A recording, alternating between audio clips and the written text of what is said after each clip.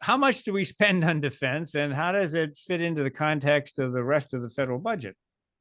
Yeah, thanks, Bob. Well, we spend a little more than 3% of our gross domestic product on our military. And that's also, as you folks know better than I, since you're the real fiscal experts, roughly 1/7 of the federal budget is now national defense. And by those measures, the defense burden on the economy and on the budget could be said to be modest, at least by post-1945 standards, because in most of the Cold War, we spent 5 to 10% of GDP, and national defense was at least a quarter of the federal budget, and earlier in the 50s and 60s, closer to half.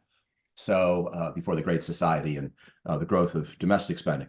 So in that sense, you could say that defense spending today is modest. However, it's pretty hard to say that with a straight face when you look at other perspectives. For example, the overall size of the national defense budget is about $850 billion a year, and that exceeds the Cold War average. It also exceeds the Cold War peak, even after adjusting for inflation. So you take the Korean War, Vietnam War, Ronald Reagan buildup, all of those pushed into the 700 and some billion-dollar range at their peak, but none of them got to 850.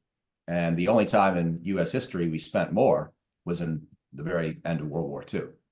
So it's a staggering amount of money by that perspective. It's also about 40% of the world's total. Now, admittedly, there's a great deal of uncertainty about how to measure China's budget. And so depending on how you do that, you might wind up dropping the U.S. total of the world budget to 30 to 35%. And our 3-to-1 advantage over China might look more like 2-to-1, depending on just how you do purchasing power parity and other adjustments for the nature of China's economy.